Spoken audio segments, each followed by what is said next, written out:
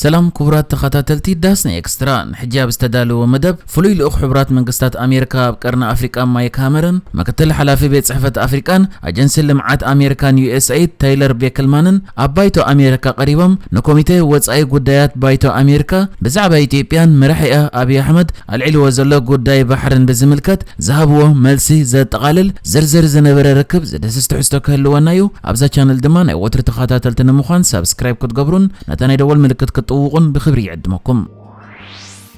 أبالات بايتو أمريكا كوميتي قدايات واتساي تمالي حموس اتهاجر أب قداي إثيوبيا اتخطلو بوليسن بحفشا كونتات قرن أفريقان بزملكت مسفلوي لأخ حبرات منقستات أمريكا أب قرن أفريقا مايك هامرن تحاقازي دايركتر بيت صحفة أفريقان تكال لمعات أفريقان تايلر بيكلمانن زته أكايد نيرو أبتاخبا فلوي لأخ أمريكا أب قرن أفريقا مايك هامر كمون مكتل حلافي بيت صحفة أفريقان أجنسي علم لخول لمعات أمريكا و USAID تايلر بيكلمانن قريبم أب قدايات إثيوبيا نقبلات تبيت مغري مسكرنات كهبيم تسميعم مايك هامر أب إثيوبيان أبتو زوبان بزعبا زولو بوليتيكاو كونتات منصر بوليسي واتساي هاغور أمريكا بيكلمان دما بزعبا أمريكا أب إثيوبيا تسالت أزلا نتفتات سبقاو حاجزن مسكرنتن نزقربو حتوتات مبرهن هيبم بز مسرت مايك هامر بزعباتي أب تግራይ ዝተኻየደ ኩናት ሓዊሱ ኣብ ዝተፈላለዩ ከባቢታት ኢትዮጵያ ዘጋጠሙ ጎንጽታትን መንግስቲ ኣሜሪካ ዝገብሮ ዘሎ ጻዕርን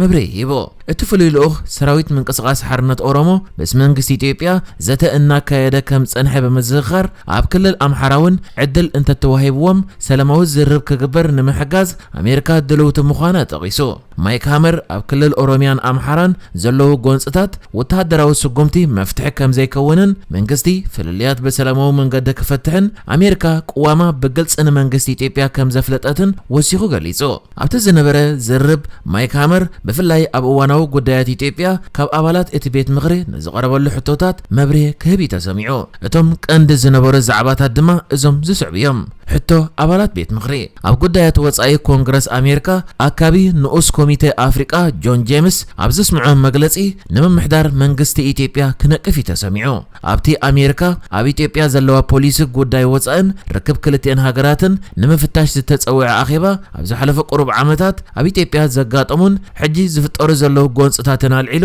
እታ ምብራቕ ኣፍሪቃዊት ሃገር ምስ ኣሜሪካ ዘለዋ ርክብ እናሓርፈፈ ከም ዝመጸ ይገሊጹ ንሱ ኣብ ዘረቦ ቀጺሉ ብዛዕባ ኢትዮጵያ ብዙሕ ብዝፈለጥኩ ቁጽሪ መንግስቲ ኢትዮጵያ ንሰላም ድልየት ከም ዘይብሉ ይርዳእ ኣለኹ ብሕታዊ ድልየቱ ናይ መንግስቲ ኢትዮጵያ ብፍላይ ካብ መንግስቲ ኣሜሪካ ዝደልዮ ቆጠባዊ ጸገሙ ፍታሕ ንምርካብ ኢሉ ንግዛኣት ሚሽጋን ዝወከለ ኣባል ሪፓብሊካን ጆን ጄምስ ኩናት ትግራይ ዘስዓበ ዕንወት ኣብ ክልላት ኣምሓራን ኦሮሚያን ጎንጽ ምቕጻሉን ብምጥቃስ ድልየት ኣፍ ደገ ባሕሪ ኢትዮጵያ ኣመልኪቱ ቀዳማይ ሚኒስትር ኢትዮጵያ አብይ ኣሕመድ ዝሃቦ ርእይቶ ተወሳኺ ስግኣት ኩናት ይፈጥር ዝብል ሕቶ ንማይክ ሃመር ኣቕሪቡሉ ኣባላት እቲ ኮሚቴ ምስ ተዛረቡን ሕቶ ምስ ኣቕረቡን ፍሉይ ልኡኽ ኣሜሪካ ማይክ ሃመር ፖሊሲ ጉዳያት ወጻኢ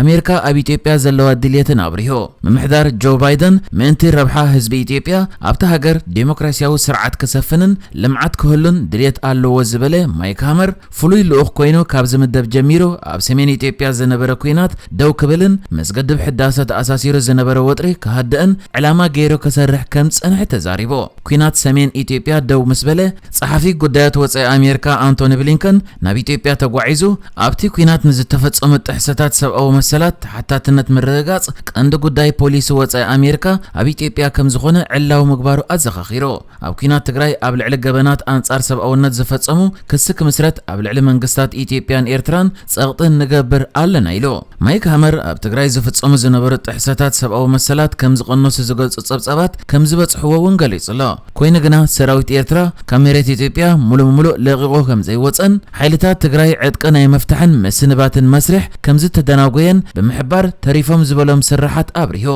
ብተወሳኺ ጉዳይ ኣብ መንጎ ክልላት ትግራይን ኣምሓራን ሕቶ ይግባኣነ ዝለዓሎም ከባቢታት መፍትሒ ከም ዘይረኸበ ብምግላጽ ሕወሓትን መንግስቲ ፌደራልን ዝፈረሙሉ ውዕል ሙሉእ ኣይተፈጸመን ኢሉ ማይክ ሃመር ፍሉይ ልኡኽ ቀርኒ ኣፍሪቃ ኮይኑ ምስተሸመ ናብ ቱርክን ሕቡራት ኢማራት ዓረብን ብምኻድ መንግስቲ ቱርኪ ንሰራዊት ኢትዮጵያ ሰብ ኣልቦ ነፈርቲ ምሃቡ أمريكا كم زشغلان اتن درونات أبت هاجر زلو كونتات زجدده كتحلالخ بمقبارن سقاطو كم زجلت أنتقيسو اتفلو يلوخ قتسيلو أبزوان إثيوبيا أب كبيت زبهال قوتباو قرولاو كم زأتوت نابلات بيت مخر أبزها بمبرهون تقيسلا نسو أبزربقو وهلو الشرفي وصاي إثيوبيا أوشت 10 عمت أبز تحت الدرجة يزركب أبز حلفو كل التعامتات زغبابه بمأكلاي 300 مئتاوي تيو بمبال قوتبات هاجر بزملكت تكال جنزب عالم وي IMF مس منغست إثيوبيا يزرارب الله يلو كم زفلت إثيوبيا بسنك كوينات تግራይ ካብቲ ተረባሒት ዝነበረትሉ ስምዕ ንግዲ ኣጋዋ ተሰሪዘያ ኮይነ ግና ኩናት ደው ንምባል ኣብ ስምዕ ካብ ዝበፅሕ ንድሓር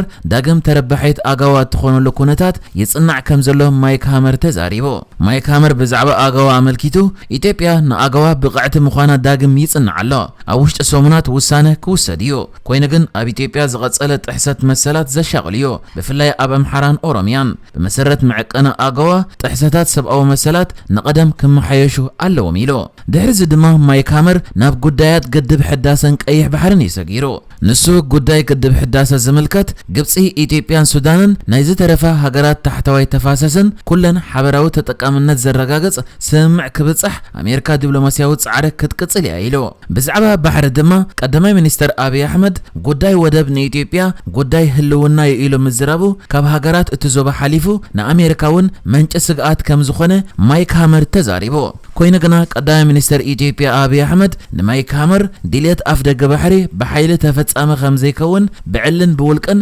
መረጋገጺ ከም ዝሃቦ ኣመልኪቱ ማይክ ሃመር ኣብቲ ምስ ባሕሪ ዝተሓዝ ዝሃቦ መግለጺ እዚ ዞባ ፍጹም ዘየድልዮ ነገር እንተሃልዩ ሓድሽ ኩናት እዩ ኣብቲ ዞባ ኮነ ኣብ ኢትዮጵያ ጎንጽን ዘይምርድእን በሰላማዊ መንገዲ ክፍታሕ እዩ ዘለዎ ኢሎ ብዛዕባ ዘተ መንግስት ኢትዮጵያን ሰራዊት ናጽነት ኦሮሞን ኣመልኪቱ ድማ ኣብ ክልላት ኣምሓራን ኦሮምያን ዝካየዱ ዘለዉ ጎንጽታት ንኣሜሪካ ከም ዘሻቕልዋ ፍሉይ ልኡኽ ኣሜሪካ ኣብ ቀርኒ ኣፍሪቃ ማይክ ሃመር ነቶም ኣባላት ቤት ምኽሪ ገሊጹሎም በዚ መሰረት ተዋጋእቲ ፍልልያቶም ኣብ ዙርያ ጠረጴዛ ክፈትሑ ንምድርዳር ሕቶ ኣቕሪብና ብምባል ኣብ ዝሓለፈ ሰሙን ኣብ መንጎ መንግስቲ ኢትዮጵያን ሰራዊት ናጽነት ኦሮሞን ኣብ ታንዛንያ እናተዛተዩ ከም ዝቐነዩ ሓቢሩ ዘተ ታንዛንያ ኣሜሪካ ንኣዋርሕ ብዘቕረበቶ ቀጻሊ ሕቶ ከም ዝተሳለጠን ዝደለ ለውጢ ክሳብ ዝመጽእ ግዜ ክወስድ ከም ዝኽእልን እውን ገሊጹ እቲ እንደልዮ ዘለና ዓይነት ለውጢ ኣብ ሓጺር ግዜ መምጻእ ከቢድ እዩ እቲ ዘተ ከቢድ ነይሩ ኣብ ዳር ኤል ሰላም ንኽልተ ሰሙናት ጸኒሐ ኣወንታዊ ለውጥታት ግን ኣለዎ ሰላማዊ መፍትሒ ክሳብ ዝብጽሕ ንዘተ ሰላም ውፍያት ኮይና ክንቅጽል ኢና ክብል እዩ ማይክ ሃመር ዝተዛረበ ኣብቲ ብዛዕባ ኢትዮጵያ ዘለዋ ድሌት ኣፍ ደገ ባሕርን ቀዳማይ ሚኒስተር ኢትዮጵያ አብይ አሕመድ ብተደጋጋሚ ብዛዕባ ቀይሕ ባሕርን ዝሃቦ መግለጺ ብዝምልከት ኣባል ኮሚቴ ወጻኢ ጉዳያት ባይቶ ኣሜሪካ ብራት ሸርማን ኣሜሪካ ዶባት ሃገራት ብዝኾነ ይኹን መልክዕ ክቕየር ከም ዘይተደገፍ ድሕሪ ምግላጽ ኣብ ጉዳይ ወደብ ግና ባሕሪ ዘይብላ ብመሬት ዝተኸበበት ሃገር ብመንገዲ ባሕሪ ዘለዋ ሃገር ኣፍ ደገ ክትረክብ ዘኽእላ ሕጋዊ መስርሓት እኳ እንተሃለወ ብስምምዕ ዝግበር እዩ ብምባል ከም ኣብነት ድማ ንቺለን ቦሊቪያን ክጠቅስ ተሰሚዑ ኣብቲ ቤት ምኽሪ ኣብ ጎኒ ማይክ ሃመር ብምዃን ንዝቐረበ ሕቶታት ክምልስ ዝተረኣየ ምክትል ተሓጋዚ ማሕዳሪ ቤት ጽሕፈት ኣፍሪቃን ቤት ጽሕፈት ኣጀንሲ ልምዓት ኣሜሪካ ወይ USAIDን ዝኾነ ታይለር ቤክልማን እውን ዝተወሰኑ ጉዳያት መልሲ ሂብሎም እዩ ቤክልማን ኣብ ኢትዮጵያ ሓገዝ ምግቢ ከም ዝተሰርቀ ምስ ተሓበረ ዝወሰድዎ ቀጥታዊ ምቁራጽ ሰብኣዊ ረድኤት ዝምልከት ስጉምትን ድሒሩ መጽናዕትን ምምሕያሽን ብምግባር ረድኤት ዳግማይ ንምጅማር ብዝምልከት ዝወሰድዎ ዳሕረዋይ ስጉምቲ ብዝምልከትን ዝርዝር መብርሂ ክህብ ተሰሚዑ ንሕጂ ዝተዳለወ ዜናታት እዚ ነይሩ ብካልእ ክሳብ ንራኸብ ሰላም ንዓኹም